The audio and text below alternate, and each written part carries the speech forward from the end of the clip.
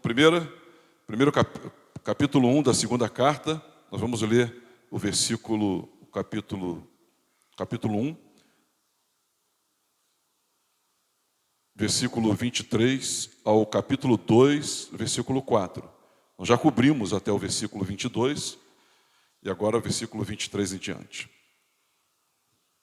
Eu, porém, por minha vida, tomo a Deus por testemunha de que, para vos poupar, não tornei ainda a Corinto. Não que tenhamos domínio sobre a vossa fé, mas porque somos cooperadores de vossa alegria, porquanto, pela fé, já estáis firmados. Isto deliberei por mim mesmo, não voltar a encontrar-me convosco em tristeza. Porque, se eu vos entristeço, quem me alegrará, senão aquele que está entristecido por mim mesmo? E isto escrevi para que, quando for, não tenha tristeza da parte daqueles que deveriam alegrar-me, confiando em todos vós, de que a minha alegria é também a vossa. Versículo 4, vamos ler juntos? Porque, no meio de muitos sofrimentos e angústias de coração, vos escrevi, com muitas lágrimas, não para que ficasseis entristecidos, mas para que conhecesseis o amor que vos consagro em grande medida. Amém? Nosso Deus e Pai, em nome de Jesus, estamos nós diante, Senhor, das sagradas letras, das palavras santificadas, canonizadas, e agora pedimos, fala conosco, Senhor. Nós estamos nessa empreitada de ouvirmos a Tua voz, à luz do que está registrado nessa carta magnífica, maravilhosa. Pedimos crescimento espiritual, que cresçamos, Senhor querido, para baixo, criando raízes profundas, que cresçamos para o lado, na percepção nítida de quem nós somos e devemos ser para com o nosso irmão. Queremos crescer para cima, na intenção de aumentar-nos o temor, a fim de que ganhemos mais intimidade. Nos ajude, Senhor, a crescermos para frente, olhando para fora, olhando para aquilo que o Senhor tem guardado para nós adiante, num futuro bem próximo. Senhor, me usa, que eu seja um instrumento Teu, que honra minha, Senhor.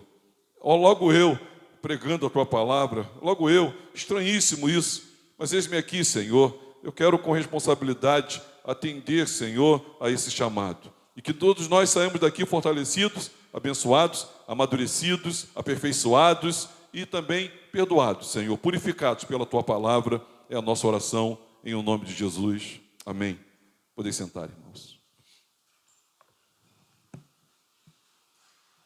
Eu preciso encarecidamente que ao final dessa palavra a gente ore, pedindo a Deus por todos nós.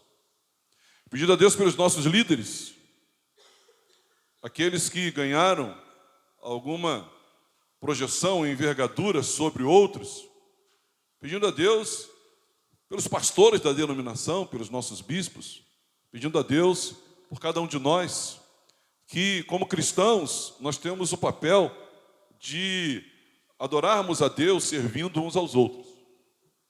Voltamos aqui a esse já explicado e explicitado dilema que vive o apóstolo Paulo para com a igreja de Corinto, essa cidade portuária, fundada nos meados de anos 52, 53. 6 anos depois, o apóstolo Paulo encontra uma igreja em crise.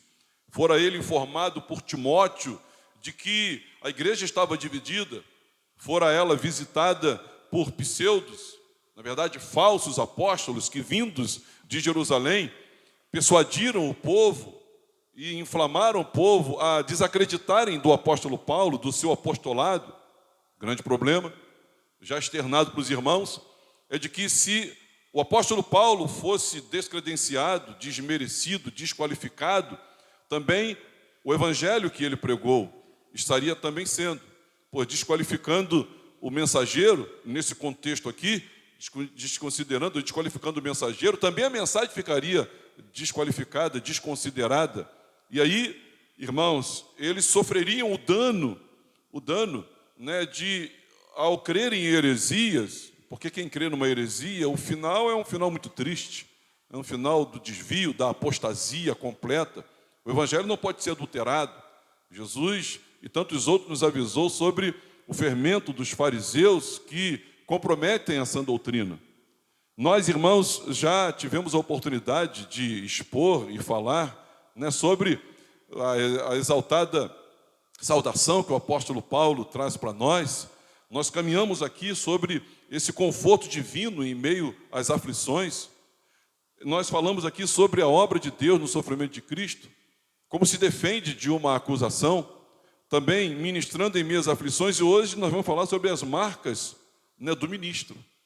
Essa carta, meus irmãos, ela, se eu fosse sintetizar, resumir, ela dá ênfase ao conforto de Deus em meu sofrimento, e ela dá ênfase a como nós servimos a Deus em meio às aflições. Então, demanda sempre aflições quando nós nos propomos a servir a Deus. Na verdade, quando nós nos propomos a uma vida piedosa, nós somos perseguidos. Então, a intenção aqui é de que aprendamos como lidar com os sofrimentos e continuarmos servindo a Deus mesmo em meio às lutas. E isso, irmãos, é de um valor imenso, principalmente nos nossos dias, de muitas doenças psicossomáticas, de muitos adoecimentos, né, psicológicos, neurológicos.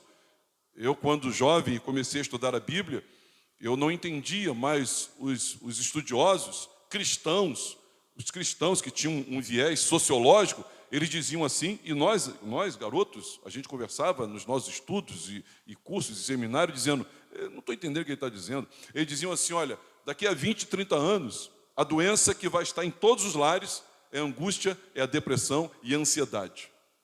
É uma pandemia de ansiedade, é uma pandemia de depressão, é uma pandemia de fobias. E a gente, pasmados, chegamos hoje aqui a percebermos que acreditamos não faltar, em termos gerais, em um lar, alguém com um adoecimento psicológico, neurológico. Então, muito mais nós, irmãos, ao olharmos para a segunda carta do Paulo aos Coríntios, nós precisamos perceber e absorver, nos alimentarmos e nos vacinarmos preventivamente, corretivamente, de todo esse arsenal, né, da parte do Espírito Santo, para mim e para você, para continuarmos servirmos a Deus em meio às aflições, mas com alegria. E também, como é que o poder de Deus se manifesta na nossa fraqueza? O apóstolo Paulo faz uso da sua fraqueza, ele estava sendo acusado de ser fraco, mas ele inverte, né, a dialética, e ele faz uso da sua fraqueza para dizer que é nela que está autenticado o seu chamado e o seu apostolado. Interessantíssimo isso.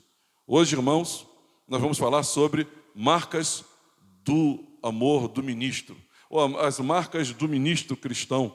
Então, nós queremos hoje aqui dizer que a gente está falando do apóstolo Paulo. O apóstolo Paulo era apóstolo chamado da parte de Deus, evidenciado pelos sinais, né, e recebendo do próprio Cristo. O que eu tenho a ver com o apóstolo Paulo? Você também é alguém chamado em tempo integral, você foi chamado diretamente por Deus. O convencimento do Espírito Santo para a salvação não veio da parte de homens, mas veio da parte de Deus. Diga para o seu vizinho, Deus chamou você. E olha, Deus não chamou você para ser domingueiro. Deus chamou você para tempo integral. Você foi chamado e você também está em tempo integral. Então, isso nos assemelha, isso nos faz ladear, né, colocar-nos ombro a ombro com o apóstolo Paulo. Ele chamado por Deus diretamente, nós também. Ele chamado em tempo integral, nós também chamados em tempo integral. Então, essa é uma característica que deve acompanhar líderes. Na verdade, não só líderes, mas todos nós que fomos chamados para servir. E nós precisamos olhar, né, e reconhecer a necessidade de sermos encontrados, né, com essas características na nossa vida, na nossa relação, na maneira que lidamos, na maneira que eu lido com as coisas e você lidar com as coisas. Nós precisamos olhar para esse texto aqui e dizer, eu preciso disso. Eu queria dividir esse texto aqui nas características, né, do amor do ministro, nas características do amor do cristão, na característica de servo de Deus. Quem é servo de Deus aqui, diga amém. Então, nós temos aqui 4 características que não pode faltar na sua vida, na minha vida: sensibilidade, servidão, satisfação e aflição. A aflição, ela precisa, a satisfação e a servidão, todas elas fazem parte disso. Eu queria começar lendo com você o primeiro versículo que nós colocamos aqui, o versículo 23 do capítulo 1. Você pode ler comigo? 23, verso 1. Vamos ler junto? Não, você também. Deixa eu dar um tempo que está procurando aí. Achou? Achou. Então vamos lá. Eu, porém, por minha vida, tomo a Deus por testemunha de que para vos poupar, não tornei ainda a Corinto. Então Paulo, irmãos, o que ele está dizendo? Ele está dizendo, olha, eu por minha vida, ele chama Deus, Paulo, ele está sendo julgado, né? Colocaram Paulo no banco de réus, ele está sendo julgado, apontado, né? De maneira muito cruel, está sendo apontado como alguém que ele não está fazendo a coisa como deveria fazer. Deixa eu lembrar os irmãos, alguns dos irmãos precisam entender o seguinte: o que está acontecendo aqui, pastor? Bom, Paulo, ele promete ir a Corinto numa determinada agenda, uma determinada dinâmica. Eu esmiucei isso na semana passada. Não vou fazê-lo, vou explicar apenas.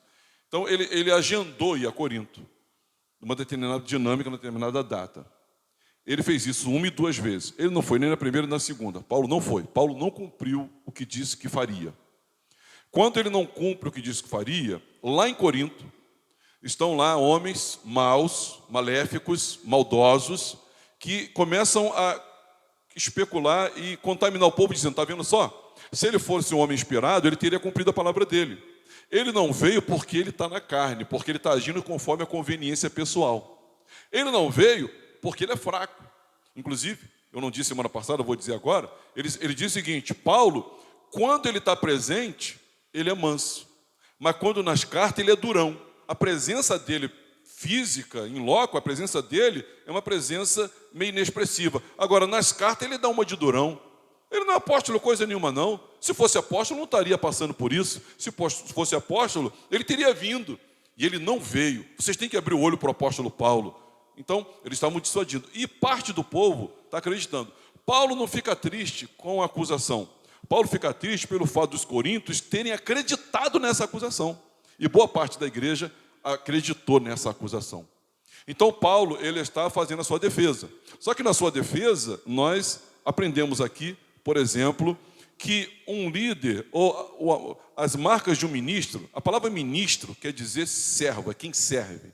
Então, todos nós somos ministros, todos nós servimos, todos nós somos sacerdotes, todos nós somos casa de Deus, todos nós somos povo de Deus. Então, a primeira sensibilidade, a primeira marca do amor de um ministro é a sensibilidade. Quando você diz que ama, você tem sensibilidade.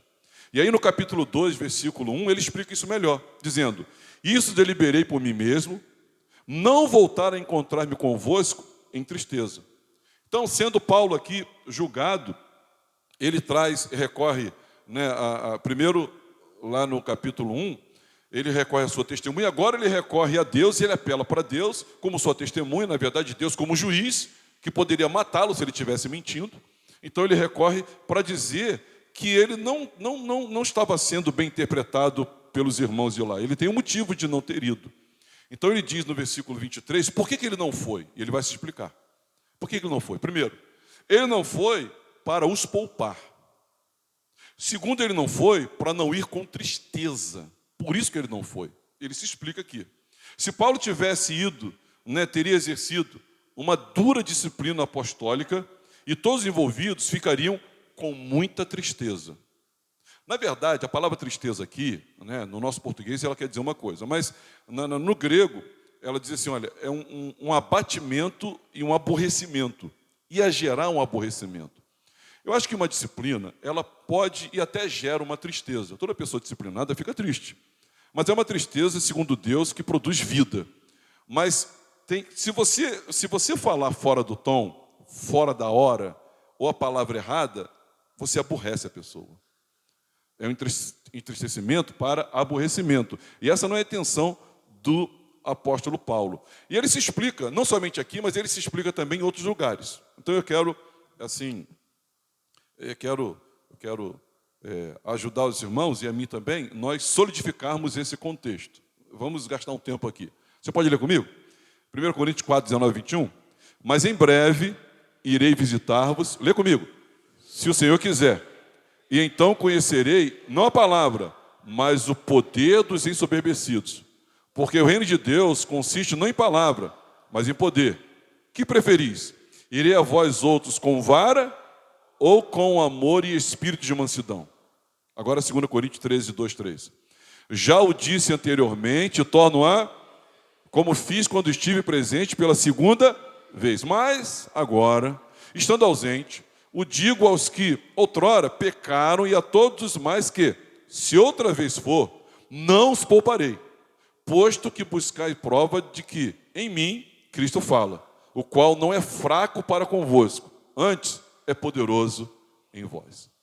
Então, se você analisar a resposta, pela resposta de Paulo, você já consegue perceber o que estão falando dele lá. Estão chamando ele de fraco. Irmãos, estão dizendo que Cristo não fala através do apóstolo Paulo. Eles estão dizendo isso. O apóstolo Paulo, então, ele ficou tão entristecido, tão aborrecido com tudo isso que lhe fora dito, que ele, então, ele toma uma decisão. E essa decisão que ele toma de não ir, não é uma decisão na carne, é porque ele amava. Então, quando a gente ama, repete comigo, quando amamos, somos sensíveis. Irmãos, o trato que nós temos uns para com os outros nesse lugar aqui, o trato que eu, os diáconos, qualquer líder, ou qualquer alguém porque às vezes, por exemplo, eu cheguei no estacionamento, eu não sou o líder do estacionamento, mas tem um líder lá, então ele é o meu líder. Se eu sou pastor, eu não sou o líder do estacionamento, mas tem um líder do estacionamento. Então o líder do estacionamento é o meu, eu sou liderado dele, ele vai dizer, põe aqui, põe ali, põe lá. Então todos nós, num determinado momento, inclusive eu, sou liderado por algum dos irmãos. E eu lidero em algum momento a vida ou a situação dos irmãos. Amém, irmãos? Então todo mundo aqui, essa carapuça todos nós temos que vestir. Marcas do amor do ministro é o quê? A sensibilidade. Então Paulo, ele foi sensível ao momento, porque ele amava demais aquela igreja. Se ele não amasse aquela igreja, ele diria assim, ninguém me segura, eu vou lá, vou falar toda a verdade que precisa ouvir. Opa, esse tom não é compatível com a graça, o amor de Deus e a firmeza e a ternura do nosso Cristo. Não é compatível com isso. Então Paulo, ele tinha pelo menos 3 opções. Primeira delas, não fazer nada. Ser indiferente. Segunda dela, ir na hora errada. E a terceira dela, escrever uma carta pungente. E foi a que ele optou. Ele fez uma carta pungente. Ele decidiu escrever a carta. Mesmo tendo escrito a carta, ele foi acusado de ter sido arrogante e autoritário. Então, acusado de arrogância e autoritária. Na verdade, irmãos, foi essa atitude de sensibilidade do apóstolo Paulo só demonstra o amor dele para com os coríntios. Não é assim que diz Provérbios, capítulo 15, 23? Não é assim que diz 25, 11? Como maçãs de ouro em salvas de prata, assim é a palavra dita a seu tempo. Principalmente você, que na nossa igreja, quase todo culto está exercendo uma liderança. Se tem alguém dessa pessoa aí do seu lado, fala para ele assim, toma cuidado. Fala para o teu vizinho, toma cuidado. Fala para o vizinho também, toma cuidado. Porque não importa se você queimou o feijão naquele dia. Não importa se o ônibus atrasou. Não esqueça, o amor se manifesta com sensibilidade. Você tem que ter sensibilidade. O apóstolo Paulo, ele mostra aqui que um líder, ele tem sensibilidade. Por favor, você que está aí, não se desligue quando eu falar a palavra líder. Porque você também lidera alguém, alguma coisa, em um determinado momento pode vir a liderar. Não é para alguém aqui na igreja, eu não quero que nessa palavra alguém aqui sente assim, está falando com o líder, né? Estou só lembrando daquele diácono naquele dia que eu cheguei aqui, não foi nada sensível comigo. Estou só lembrando do pastor naquele dia. Não, eu estou falando todos nós, porque isso aqui é a marca do cristão. Porque todos nós precisamos disso aqui. Até porque você lidera, até na sua casa você lidera alguma coisa. Então, é a sensibilidade. Paulo, ele foi dotado aqui de sensibilidade. Irmãos, para servirmos, às vezes, é necessário corrigir alguém. É necessário que a gente corrija alguém, muitas vezes. mas isso deve ser governado por uma sensibilidade amorosa e pastoral. Paulo foi imbuído dessa sensibilidade amorosa e pastoral. O pai, né, que espera a tristeza ou a raiva passar. Quem aqui lembra de quando era criança, o pai só batia, ou a mãe só batia um tempo depois? Levanta a mão. Levanta a mão aí. E pouca gente. 1, 2. O pai só batia depois, deixava a raiva passar. Ontem eu estava lembrando, não sei para quem eu contei, acho que foi para o Derek que estava contando, a Rebeca estava atrás do carro, devia ter uns 7 anos, 5 anos, não sei, me irritou tanto, que eu virei a mão para dar-lhe um tapa. Quando eu virei a mão para dar um tapa, eu bati na minha sogra. Quando eu bati na minha sogra, eu estava numa descida, eu soltei o pé do freio, e foi assim, e bati bati num caminhão que estava na frente, amassou a frente do carro. A minha raiva, então, minha vontade era de matar a Rebeca naquela hora. Qual é o certo? Deixar passar a raiva. Porque com a raiva, com o ressentimento, a sensibilidade vai pelo ralo. Então você tem que ter, fala para o teu vizinho, sensibilidade.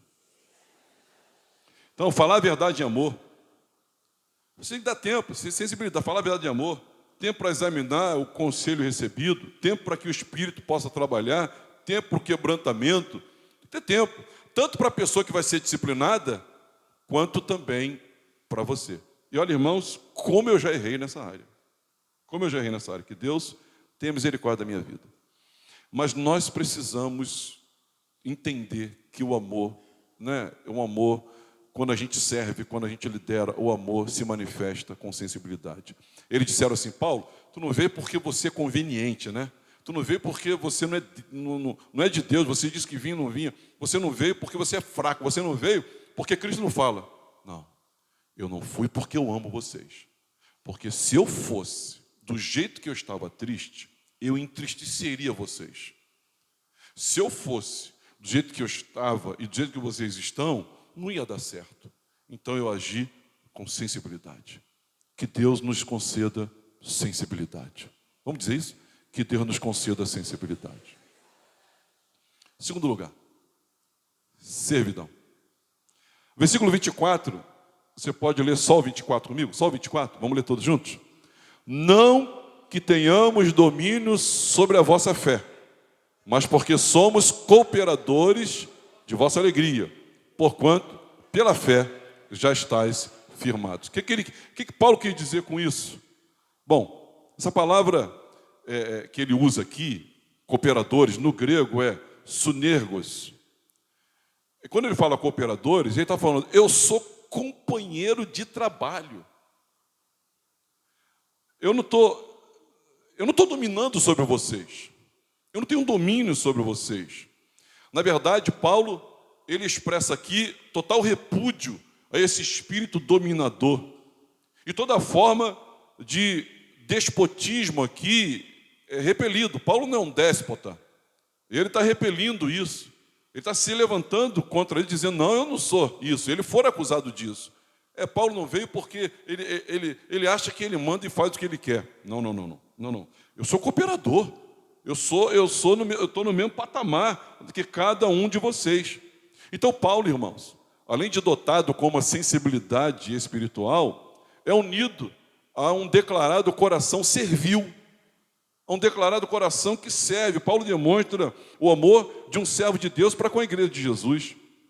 Inclusive, no versículo 5, né, ele vai dizer assim, porque não nos pregamos a nós mesmos, mas a Cristo Jesus como Senhor e a nós mesmos como vossos servos por amor de Jesus. Porque foram chamados, Paulo é um prepotente, é um líder prepotente, é um déspota. Paulo está agindo assim, não. Eu sou cooperador, sou igual a vocês. E aí quando ele vai falar no capítulo 2, no versículo 5, ele usa a palavra servos, na verdade servo ali, que existem várias aplicações para servo, mas ele usa a palavra doulos. Doulos, meus irmãos, é a palavra que, na verdade, não é nem servo, é escravo. Então, Paulo, olha que ponto ele chega. Se nós fôssemos fazer uma tradução literal, escreveríamos escravos. Aqui, na versão revista atualizada, na NAA também, servos. E aí, Ele se diz assim: eu sou escravo de vocês, eu sou um serviçal de vocês, eu amo vocês, e eu me vejo, a respeito de vocês, eu me vejo como um escravo. Sabe, irmãos, é muito comum dizer: meu irmão, eu te amo, meu irmão, eu te amo, meu irmão, eu te amo. Mas ao dizer meu irmão, eu te amo, para você ter o amor cristão de fato, expressar, externar esse amor, você vai ter que dizer: eu me amo, e aqui no seu coração, e eu me vejo como um servo, eu me vejo como um escravo. Eu estou aqui apto, eu estou preparando, eu estou procurando uma oportunidade para te servir. Repete comigo: eu estou procurando uma oportunidade para te servir. Você imagina se todos nós chegássemos aqui hoje assim? Misericórdia. Imagina isso. Mas esse é o amor que deve nos imbuir, nos motivar. É isso. Paulo está dizendo: não somos senhores, só há um Senhor, e esse é Cristo. Eu acho que nós, irmãos, para a gente encontrar essa cultura do Evangelho, e o Evangelho de fato assim sendo, precisamos ir lá em Pedro. Abra aí a sua Bíblia. Eu, de propósito, não coloquei aqui. Pegue aí, por favor, a sua Bíblia. E vamos lá em Pedro, na primeira carta de Pedro. Porque eles aprenderam isso de quem? Não tiraram de si mesmos. Eles tiraram isso do Senhor. Então, olha o que diz Pedro, capítulo 5, na sua primeira epístola, versículo de 1 a 3. Rogo, pois, aos presbíteros que há entre vós, eu presbítero como eles, e testemunho dos sofrimentos de Cristo, e ainda coparticipante da glória que há de ser revelada, pastoreai o rebanho de Deus que há entre vós, não por, o quê? Constrangimento, mas espontaneamente, como Deus quer, nem por sórdida ganância, mas de boa vontade, nem como dominadores dos que vos foram confiados, antes, tornando-vos modelos, o quê? Do rebanho. Então, olha como Pedro também ressalta o que de Deus aprendeu. E tudo isso, irmãos, é fruto do impacto, é fruto do afetamento de como eles viam Jesus. A maneira como você vê Jesus afeta a maneira como você vê o seu irmão. Por isso, irmãos, abre aqui um adendo, Por isso, eu coloco em xeque todo o conhecimento teológico de uma pessoa. Eu coloco em xeque todo o conhecimento teológico de uma pessoa quando eu vejo o trato que ela tem com os demais. Porque o conhecimento que eu tenho acerca de quem Deus é afeta como eu vejo, como eu lido com o meu irmão. Então, eu estudo a Bíblia, eu domino a Bíblia, pastor, completamente. Você domina a Bíblia, você não conhece Deus. E você que diz conhecer Deus, você por ele não é impactado. Porque o impacto que eu tenho do conhecimento da revelação, da experiência e da relação que eu tenho com Deus, ele compromete as minhas relações. E ele afeta, ele molda e serve como paradigma das minhas relações. Olha o que Pedro diz. Ele diz assim: rogo-vos, pois, aos presbíteros que há entre vós, e eu presbíteros com eles, e testemunho do sofrimento de Cristo. Então ele viu o sofrimento de Cristo. Aí ele vai continuar. E qual participante da glória que há de ser revelada? Então, ele viu o sofrimento de Cristo, e ele é qual participante da glória a ser revelada. Ele vai dizer: pastoreai o rebanho de Deus que há entre vós, não por constrangimento. Nós não podemos constranger. Um líder não pode constranger um liderado, nem mais espontaneamente, como Deus quer, nem por sórdida ganância. Um líder não tem que tirar vantagem de quem lidera, e não tem que ter ganância, de lucrar com isso. Nem como dominadores. Um líder não pode dominar. Uma vez eu recebi uma irmã no nosso meio, vindo de uma outra igreja, que eu nem lembro qual é. E ele disse: pastor, eu acho que eu vou sair da minha igreja. Mas, irmã, por que você vai sair da sua igreja? Fique na sua igreja. Não, pastor, mas a minha liderança, ela mandou fazer isso, fazer aquilo, e eu não gostei de fazer. Mas a irmã não é obrigada a fazer isso. Não, mas lá a gente é obrigado. Não, irmão, então isso não é uma igreja. Então procura uma igreja perto da sua casa lá, que isso não é igreja. Porque a igreja, ela não pode exercer um domínio. Não é um domínio. E também, Os que foram confiados, mas antes, tornando-vos modelos do rebanho. Então, é o que Paulo está mostrando aqui, irmãos, é que também nós vemos lá em Lucas 22, 24, Jesus falando sobre o governo desse mundo, que entre nós é invertido, né? Os que governam, eles dominam. Não, nós servimos, nós não estamos no alto. O líder no reino de Deus, ele não está no alto do triângulo da pirâmide. O líder está lá embaixo. O líder é o que serve. Amém, irmãos? João capítulo 13, Jesus nos deixou exemplo.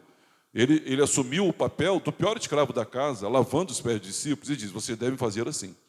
Não ocupe o melhor lugar, ocupe o lugar de servo. Porque no reino de Deus, o melhor lugar não é de quem está mandando, o melhor lugar é de quem está servindo. E Paulo diz: a minha liderança é uma liderança de servidão, é uma liderança servil. Eu estou aqui para servir. Agora, isso, irmãos, isso vai completamente contra, tá? A religiosidade ou a religião dos nossos dias. Isso vai contra a ortodoxia oriental, se você conhece a história da igreja. Isso vai contra o catolicismo romano, vai como boa parte do anglicalismo, vai completamente contra. Onde esses, né, exercem um domínio até assim, meio que cruel, né, na vida de pessoas e predominam sobre elas. Não, conosco não é assim. Conta-se a história, né, de Martim Lutero, esse reformador, disse que quando ele soube que alguns estavam se auto-intitulando de luteranos, né, que é a igreja luterana, quando ele soube disso, ele disse: vocês estão fazendo o quê? Eu não passo de um caco e fedorento saco de vermes. Não façam isso com o meu nome. Então ele mesmo se contrapôs a essa declaração. Então Paulo, irmãos, ele e o Espírito Santo mostrando para mim e para você as marcas do amor de um ministro, as marcas do amor de um cristão, a marca de amor de um servo de Deus, que é a sensibilidade, que é a servidão e que é a satisfação. Já me faço entender sobre o que eu estou falando sobre satisfação aqui. Eu queria que você lesse comigo o capítulo 2, versículo 1, 2 e 3. Vamos ler juntos, em alta voz? Capítulo de número 2, versos 1, 2 e 3. Vamos ler. Isso deliberei por mim mesmo, não voltar a encontrar-me convosco em tristeza. Porque se eu vos entristeço, quem me alegrará? Senão aquele que está entristecido por mim mesmo? E isso escrevi para que, quando for, não tenha tristeza da parte daqueles que deveriam alegrar-me, confiando em todos vós, de que a minha alegria é também a vossa alegria. O que Paulo está dizendo com isso? O ministro que ama, né, o seu povo, ele tem sensibilidade, servidão e satisfação. Mas como é que é, pastor, o que o pastor quer dizer com satisfação? O que eu entendi aqui do texto, irmãos, é que Paulo, a intenção dele é mostrar o amor dele aos coríntios. Ótimo. A intenção dele é mostrar para eles que a decisão dele não foi carnal, foi uma decisão de amor. E ele, então, ele está aqui agindo de maneira inspirada pelo Espírito Santo, ele está buscando a sua alegria na alegria deles. Paulo está buscando a sua felicidade na felicidade deles. Então, Paulo não é uma alegria autocentrada, é uma alegria outro-centrada. Porque quando a gente ama, a gente encontra alegria na pessoa, a nossa alegria está na alegria da pessoa amada. A nossa felicidade está na felicidade da pessoa amada. Vai aqui até um adendo aí para os casais casados. Né? Se você quer viver a genuína alegria de Deus e a felicidade de Deus, então você tem que pautar a sua alegria na alegria do seu cônjuge, e não na sua alegria. Então, na medida que você faz o seu cônjuge feliz, você vive essa alegria a partir da alegria que você promove no seu cônjuge. Esse é o segredo de uma vida cristã saudável no exercício da conjugalidade. Logo, Paulo está trabalhando e mudando a sua agenda aqui para encontrar satisfação na sua igreja. E a igreja encontrar satisfação nele. Então o pensamento é mais ou menos assim: se eu for agora, no calor dessas emoções, se eu for agora na erupção desse furacão, se eu for agora em meio a essas chamas todas, não vai prestar. Eu vou aborrecê-los, eles vão ficar aborrecidos, o aborrecimento dele vai me aborrecer mais ainda. Então não vou agora. Dotado de uma sensibilidade, de uma servidão, Paulo então lhe diz, eu preciso encontrar satisfação neles, e eu não vou satisfazê-los se eu for agora. Então eu vou esperar um tempo, vou escrever essa carta, eu vou depois, e aí quando eu for, eu vou promover a alegria, e a alegria deles vai trazer alegria para mim. Paulo não pensou primeiro na alegria dele, ele pensou na alegria deles.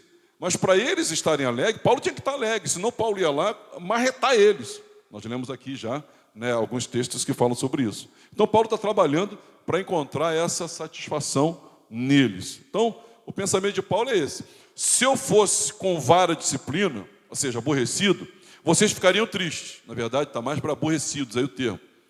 E como eu ficaria alegre se vocês ficassem aborrecidos? Como? A tristeza deles era de Paulo. E a alegria também. Quem entendeu até aqui, diga um amém pentecostal aí. Não, mais forte, tem gente dormindo. Aí você acorda o irmão, diga amém. Aí acordou, irmão, todo mundo acordou. Então, agora, irmãos, preste atenção numa coisa importante, tá? Cuidado aqui, cuidado aqui. O amor não é uma benevolência desinteressada. Não. O amor, meus irmãos, não é um autossacrifício com coração de pedra também. Porque ou a pessoa é benevolente desinteressada, ou a pessoa, não vou me autossacrificar, mas vai com dureza. Não, o objetivo do amor não é esse. Não é esse. Na verdade, o objetivo do amor não é que desejamos ficar sem algumas coisas alegres. Paulo diz, não, então eu desejo ficar... Não, ele não falou isso. Mas ele quer garantir as coisas boas. Ele não quer ficar sem alegria, ele quer garantir a alegria. Paulo não abre mão de chamar a atenção deles. Paulo não abre mão de falar a verdade. Mas ele quer fazer isso da forma certa, do jeito certo, para que isso promova uma alegria. Na verdade, uma tristeza que depois vira alegria. Porque sempre que a gente admoesta alguém, causa tristeza. Mas a tristeza vai causar, depois vai trazer paz e vai trazer alegria. Não só para quem foi disciplinado, mas para quem disciplinou também. Então isso tem que ser feito muito bem. Agora deixa eu pedir aqui a sua atenção e fazer um apelo a todo mundo que se chama membro dessa igreja aqui. Quem é membro da igreja, diga amém. Meus irmãos, nós poderíamos, e eu também, nós poderíamos estar mais adiante, mais avançados, na nossa santificação. Nós poderíamos. Mas nós não estamos melhores, porque a maioria de nós faz a seguinte opção. A gente vê uma situação que precisa ser corrigida, a gente vê uma situação que precisa ser corrigida e tem a ver com a gente, ou a gente vê uma situação que precisa ser corrigida e não tem a ver com a gente. E sabe o que a gente faz? Deixa para lá. Vamos deixar para lá isso. É melhor deixar para lá. Repete comigo. Quem ama não deixa para lá. Na minha casa, educando como educador, eu não deixei nada para lá. Tudo que eu tive que falar, eu falei. Se consertou ou não, agora já cresceram com Deus. Agora, eu falei. Quem deixa para lá não ama. Então, nós poderíamos estar em outro patamar se nós nos admoestássemos, se nós nos repreendêssemos, se nós falássemos mais a verdade entre nós. Desde que, obviamente, falássemos em amor, e desde que tivéssemos a sensibilidade, e desde que fôssemos os servos dessas pessoas, então nós deveríamos falar. Mas o que a gente faz? A gente deixa para lá. Só que deixar para lá é a indiferença. E a indiferença é o contrário, é o antônimo do amor. Quem ama, porque o contrário do amor não é ódio. O contrário do amor é a indiferença. E toda vez que você vê que eu estou errado e não me corrige, você não está me amando. Você está sendo indiferente a mim. Ah, mas eu não queria te aborrecer. Não, a repreensão no momento pode até me causar mal, mas ela vai me causar uma alegria muito maior depois. Então, nós como igreja, na verdade, deixa eu fantasiar aqui, Na verdade, quando a gente reconhece um novo membro, seja por adesão, seja por conversão, nós deveríamos trazê-lo aqui e fazê-lo. Isso é fantasia, tá, irmãos? Repete comigo, fantasia. Trazê-lo aqui e mandar ele fazer um juramento, entre aspas. Eu não acho que juramento cabe para um cristão, a palavra se ensina ou não já basta. Mas, fantasiando, faça um juramento que você vai nos ajudar repreendendo cada um de nós e ser repreendido em amor, com sensibilidade, com espírito de servidão, para que nós sejamos uma igreja melhor. Mas o que nós fazemos? Deixa para lá. Fulano fez errado comigo, deixa para lá. Fulano não vai consertar nunca, porque ele fez errado com você, fez errado com ele, fez errado com ele, e ninguém fala com ele nada. E tem gente que às vezes traz para o pastor e diz assim: pastor, fulano errou assim, assim. Irmão, tá bom, então eu vou chamar ele e você. Pelo amor de Deus, não me envolve nisso. Eu vou falar o quê então? Eu vou mentir? Olha, eu estava orando e tal, e veio um anjo e me contou uma história sobre você. Eu tive uma revelação. Não, pô. Vamos, nós estamos aqui para isso, irmãos. Nós estamos aqui para isso, para nos aperfeiçoarmos, para nos melhorarmos. Amém, irmãos? Mas eu já fui chamado a atenção 2 vezes. Porque Deus está trabalhando na sua vida. Você não é pior do que a gente, não. Eu não sou melhor que você. Deus está trabalhando de um jeito, trabalhando no outro, trabalhando na minha vida. Vamos trabalhar. Então, pare de fazer isso. Pare de ficar indiferente. Agora, aprenda aqui com o apóstolo Paulo, à luz do capítulo 1, versículo 23, até o capítulo 2, versículo 4, que nós devemos fazer isso com sensibilidade. Nós devemos fazer isso, irmãos, com espírito de servidão. Nós devemos fazer isso buscando a satisfação, buscando a alegria do irmão, para que nós tenhamos alegria. Porque na alegria do irmão está a nossa alegria. Os líderes da igreja que estão me ouvindo, e aqueles que estão ausentes deveriam ouvir essa mensagem, e a igreja deveria orar por mim, para que nós praticássemos a nossa liderança assim. Só que todos nós aqui, em potencial, em algum momento, somos líderes.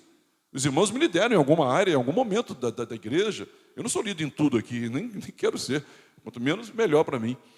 Agora, o irmão me lidera a minha vida, e eu digo, bom, então eu tenho que me submeter, chama a minha atenção. E nas relações também. Quem entendeu, diga amém. Irmãos, imagine você, é satisfação do apóstolo Paulo, imagine você, criei uma história aqui, um marido, ele, aniversário de casamento, e ele leva flores para a esposa, e quando ele chega em casa, a esposa diz, meu amor, muito obrigado. E ele diz assim, olha, hoje é o nosso aniversário de casamento, eu não fiz mais do que a minha obrigação. O amor é uma ação, essa pessoa que levou as flores, amor. O amor é um sacrifício, porque esse marido andou 30 quilômetros fora do seu itinerário e comprou. Ok. Aí você então diz assim, vou lá chamar a atenção daquele irmão, porque eu amo aquele irmão. Então você está chamando a atenção por quê? Porque essa é a minha obrigação. Porque essa aqui tem que ser uma igreja melhor. Porque você tem que ser uma pessoa mais santa. Porque aqui a banda não toca assim não. Porque você tem que ter uma vergonha. Não. Eu estou chamando a tua atenção para promover, no fundo, alegria no seu coração. Porque eu quero ficar muito alegre com Cristo sendo revelado na sua vida. É diferente. Então esse marido, na verdade, o amor ele é mais do que uma ação e autossacrifício. O amor é buscar a sua alegria na alegria do outro. Querida, na verdade, é um prazer. Nada me faz mais feliz do que vê-la feliz. Nada me faz mais feliz do que quando você é feliz. Esse é o amor de Paulo para com os coríntios. Ele estava dizendo, sua alegria é a minha alegria também. Então eu estou chamando a tua atenção, corrigindo você, para a tua alegria, para a tua bênção, a fim de que eu seja feliz. Paulo foi mal interpretado, mas a intenção de Paulo é buscar a satisfação dos coríntios. E aí, irmãos, mais tarde Paulo, ele vê que isso chega ao conserto. Irmãos, que bela e linda imagem do amor cristão poderia estar sendo evidenciado no nosso meio, que busquemos nós a alegria uns dos outros, esse ministério sacrificial, porque não é fácil chamar a atenção de alguém, mas esse sacrifício nós temos que ofertar a Cristo em adoração, irmãos, porque aí esse ministério sacrificial, ele seria não peso, não seria um dever, mas seria um deleite. O deleite de procurar alegria na alegria do irmão. O serviço difícil aos irmãos não seria algo que deveríamos nos pesar. Não seria isso. Nós não nos sentiríamos culpados ou obrigados, mas seria a nossa alegria. Então Paulo ele busca a alegria na alegria dos coríntios, chamando a atenção dos coríntios. Então o amor de Jesus estaria sendo exibido no nosso meio, muito mais do que está. Muito mais do que está. Olha, normalmente nós, na experiência de educadores, de filhos, e você talvez até mais do que eu, talvez você possa testemunhar junto comigo. O filho que você mais chamou atenção e repreendeu é o filho que mais te ama. O filho que você mais disciplinou é o filho que mais ama você. Porque a disciplina é uma expressão de amor. Repete comigo, a disciplina é uma expressão de amor. Então, toda vez que você for disciplinado, você está sendo amado. E toda vez que você disciplinar, a pessoa disciplinada tem que entender que você está amando essa pessoa. E você está buscando satisfação nela. Você está buscando satisfação. Você está buscando alegria nessa pessoa, para que você tenha completa alegria também. E por último, e não menos importante, Paulo, ao exercer o seu papel de líder e demonstrando o amor cristão, dotado de sensibilidade, engajado, num espírito de servidão e buscando plena satisfação, também tem aflição. Então, a marca do amor do cristão é também a aflição. Eu queria que você lesse comigo, e a gente encerra, o versículo 4. Está explicitado aí, ó. Segunda carta de Paulo aos Coríntios, capítulo 2, versículo 4. Vamos ler juntos? Porque, no meio de muitos sofrimentos e angústias de coração, vos escrevi, com muitas lágrimas, não para que ficassem entristecidos, mas para que conhecesseis o amor que vos consagro em grande medida. Falando ainda da satisfação, agora aqui Paulo, ele vai falar sobre a aflição, mas ainda correlacionado à sua satisfação, ele diz, com muitas lágrimas, não para que vocês fiquem entristecidos. Paulo não está procurando entristecer ninguém.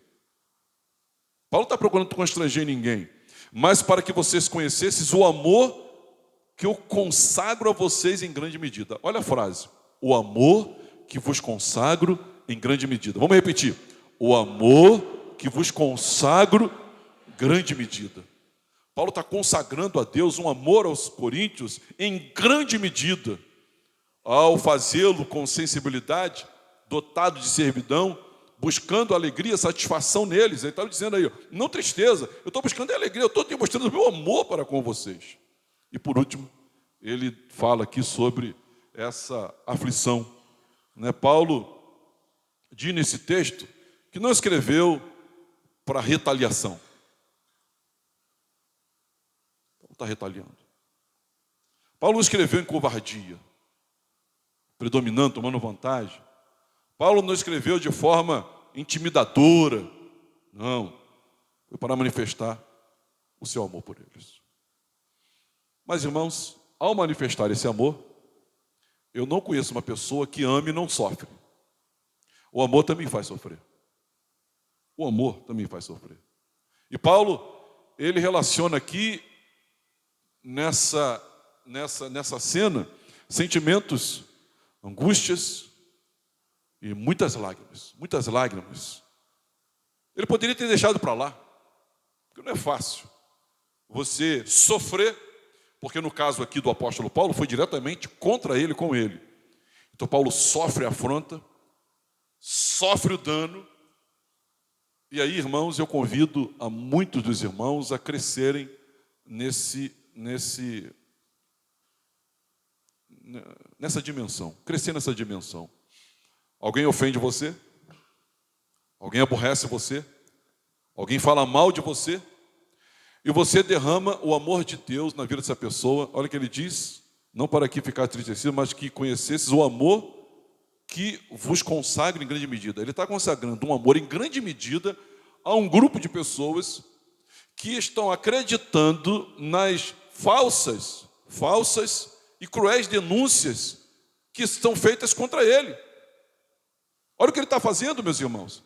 Ele está demonstrando um amor em grande medida, um amor consagrado em grande medida àqueles que estão falando mal dele. Então, quando alguém fala mal de você, nós já aprendemos aqui sobre perdoar, os nossos inimigos, amar os nossos inimigos, pregamos domingo à noite, amar os inimigos. Alguém está falando mal de você? Essas pessoas são objeto do seu trabalho, objeto do seu cuidado. Quem está falando mal de você é objeto do seu cuidado. Quem está falando mal de você é objeto da sua ajuda. Se faz parte do seu grupo, por exemplo, pastor, faz parte da minha família. Não, família, um cuida do outro. Faz parte da minha igreja. Igreja, um cuida do outro. Então essas pessoas que falam mal de você, que criticam você, faz parte da sua família, da sua igreja, eles são objeto do seu cuidado, do seu amor. E esse amor tem que ser consagrado. E esse amor tem que ser externado em grande medida, imbuído de sensibilidade, de servidão, de buscar alegria, satisfação no outro, e também vivendo essa aflição e continuar amando. Porque a carta do apóstolo Paulo aos Coríntios, a segunda carta de Paulo aos Coríntios, está ensinando para nós como servir a Deus em meias aflições. E Paulo está passando aqui por intempéries, por causa da igreja de Corinto. Paulo os amava demais. E um amor aguçado, um amor aguçado.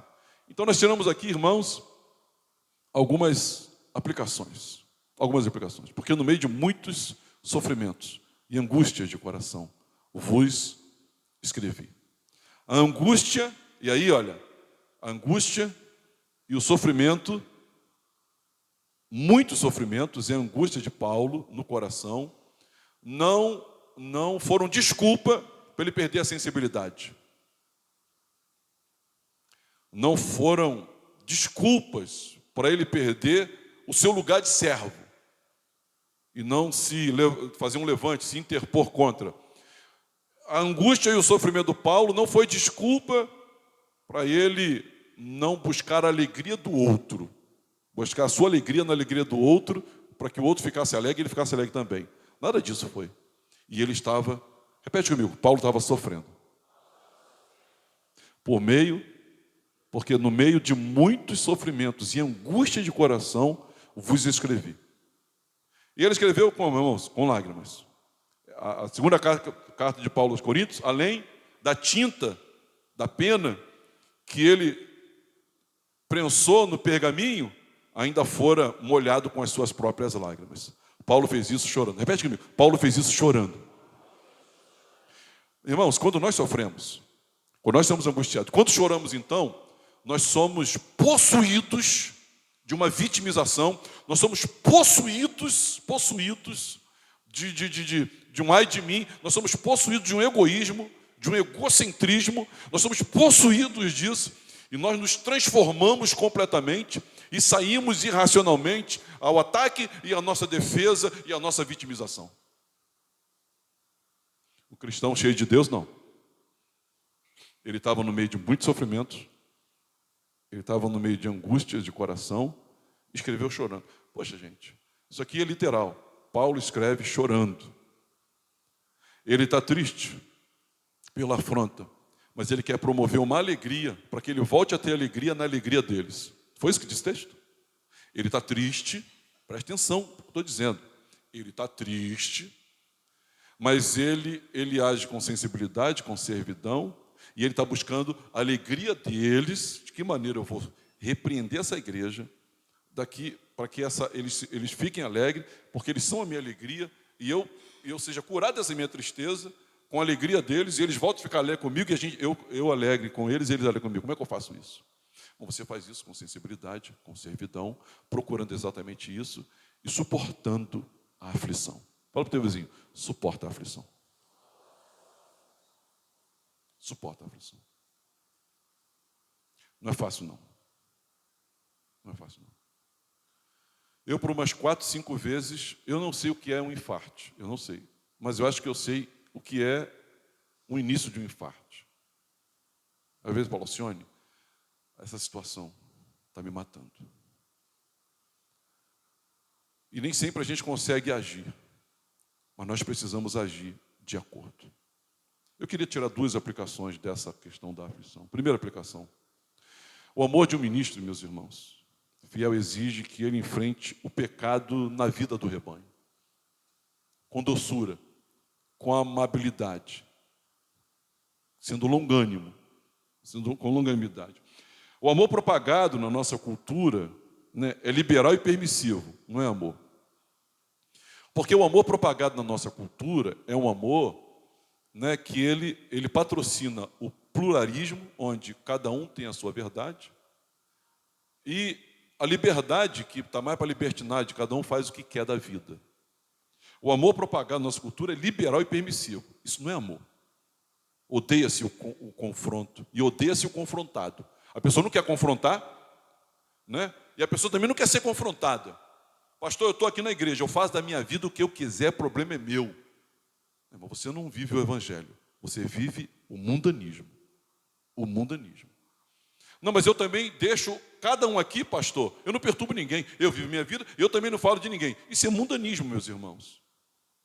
Porque um amigo é como ferro. Assim como o ferro com o ferro se afia, um amigo afia o outro. Nós estamos aqui para melhorarmos, ou melhor, nós estamos aqui para sermos melhorados uns aos outros pelo Espírito Santo. Amém, meus irmãos? O Espírito Santo não vai enviar um anjo para dizer que você tem que respeitar a fila. Ele vai usar um irmão. Irmão, vem cá. Fica aqui. Você vai ficar mais alegre sendo o último, com o seu direito, do que sendo o primeiro, entrando na frente. Então, não manda um anjo. O amor, uma das ligações mais tristes que fiz, foi uma mãe esse ano. Esse ano eu liguei para uma mãe, e eu disse assim para ela não é da nossa igreja. Minha irmã, eu estou ligando para você, porque a sua filha, ela tem tal idade, e ela está pensando em se casar. E o que você diz isso? Eu queria ouvir a sua opinião, depois eu vou dizer a minha opinião. Eu nem falei a minha opinião, que essa mãe disse assim para mim: pastor, a vida é dela, e cada um faz o que acha certo na vida. Se ela está achando que é certo, então, por mim está tudo bem. Gente, me deu uma vontade de chorar, mas uma angústia na minha alma, na hora que eu falei com essa mãe. Eu disse: que coitado dessa filha. Uma mulher indiferente, fria e conveniente, porque eu estou achando que é conveniente que a filha saia de casa. Só que é uma criança. E ela disse: pastor, a gente está pensando em se casar. Casar. Você é criança, você, meu Deus. E a mãe disse exatamente isso para mim. Então, no meu coração, eu falei com o diácono que estava me auxiliando e disse: essa menina não tem pai e não tem mãe. Tem sim, pastor Tom, não tem pai. Essa menina não tem pai e não tem mãe. Adote ela. Diga não para ela. Brigue com ela. Ela vai se sentir amada por alguém, porque ela não se sente amada nem pelo pai, nem pela mãe. Porque disseram: a cabeça é dela. A cabeça dela é o guia dela. Ou seja, o amor propagar nossa cultura é liberal e permissivo. Paulo não agiu assim. E nós também não podemos agir assim, irmãos. A gente tem que sofrer a aflição, né, dos desgostos, da angústia, do afronto, se for com você, mas sem perder a doçura. Quem entendeu, diga amém. Agora, se você fosse um oncologista, imagine você, né, se você fosse um oncologista, tendo que dar o diagnóstico a alguém que positivou, o que você faria? Tem que dizer a verdade. Amém, irmãos? Amém, irmãos? Dizer a verdade. Agora, não dizer a verdade é ser indiferente à pessoa. Você pode ser indiferente, porque ela vai morrer de câncer. Então, ela pode tratar disso. Quando a gente não diz a verdade, em amor, serviçal, sensibilidade, buscando o bem-estar do outro, e não nosso em primeiro lugar é o do outro. Porque Paulo, irmãos, estava buscando em primeiro lugar o bem-estar da igreja, e não dele próprio. Ele deixou isso claro. Ele deixou isso muito claro. Segunda lição: o amor requer, irmãos, que a ousadia de falar a verdade seja uma ousadia de coração quebrantado. Quebrantado. Sofrimentos, angústias e muitas lágrimas. Paulo, irmãos, quando ele reage para com a igreja, ele não reagiu decepcionado. Paulo não está decepcionado no sentido pejorativo do termo. Paulo, ele não está aqui exasperado, ou seja, tomado de raiva. Paulo não está com irritabilidade. Paulo estava triste por eles. O coração estava partido por eles. E ele sabia onde daria aquele pecado. Porque Paulo, quando ouve que eles estão, na verdade, inclusive, né, se abrindo até para a circuncisão, né, a gente vai falar isso depois, mas se abrindo até para a circuncisão, Paulo estava dizendo: eu sei onde vai dar esse pecado, isso vai dar na apostasia, isso vai dar no inferno. Porque se eles me credenciarem, vão rasgar tudo que eu deixei lá para eles.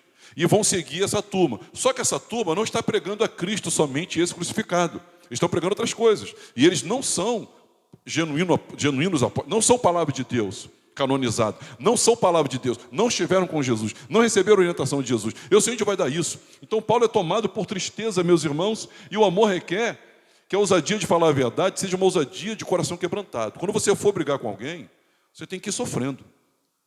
sofrendo a dor da possibilidade dessa pessoa não ser corrigida. Uma vez eu ouvi um homem dizendo, desses pregadores, já viu esses pregadores que ficam nas esquinas, nas praças, pregando, aceite Jesus, senão você vai para o inferno, aceite Jesus, quem já viu isso?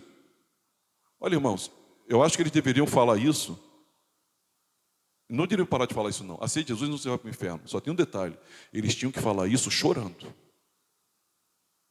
Eles tinham que falar isso chorando, e não com raiva, chorando, aceite Jesus, senão você vai para o inferno. Então Paulo, ele está chorando, ele tem muitas lágrimas. O ministro não tem medo de confrontar, mas não é cruel quando faz. Porque se é cruel, então o propósito é outro. Nossos corações tendem a bater nos outros, em vez de trilhar esse caminho especial aí da restauração. Eu peguei um escrito de Calvino num comentário, que Calvino tem comentário de 2 Coríntios. Na verdade, Calvino tem comentário de toda a Bíblia, né? Antes de chamar os outros a chorar, você deve chorar dentro de si, por ter que fazê-lo chorar. Então, se você vai chorar dentro de si, vai fazer o outro chorar para arrependimento, que vai trazer alegria e paz e salvação, você tem que chorar antes. Então, você vai chorando, fazendo alguém chorar. Repete comigo, você vai chorando, fazendo alguém chorar. É uma ousadia, seja ousado. Fala para o teu vizinho, seja ousado. Mas não esquece o coração quebrantado. É um mendigo falando com outro mendigo. É um sujo falando com outro sujo. Terminamos? E aí vai o meu apelo à oração. Que sejamos uma igreja cheia de pessoas que servem com sensibilidade. Sensibilidade. Que mortifiquemos qualquer espírito dominador dentro de nós. Nos dediquemos em promover a alegria de Deus uns nos outros para a nossa alegria. E que estejamos dispostos a suportar a aflição pessoal pela restauração do outro. Restaurar o outro, irmãos, traz aflição. Mas bendita a aflição. Jesus, Filipenses capítulo 2, ele fez e é exemplo para nós. Tem de vós o mesmo sentimento que houve também para com Cristo Jesus, e não subsistindo em forma de Deus, mas ele se humilhou, se esvaziou. Ele se auto-afligiu para a nossa alegria. Para a nossa alegria. A minha oração, na verdade, não é marcas do ministro, marcas do amor de Cristo em todos nós. Marcas do amor de Cristo em todos nós. Amém, meus irmãos?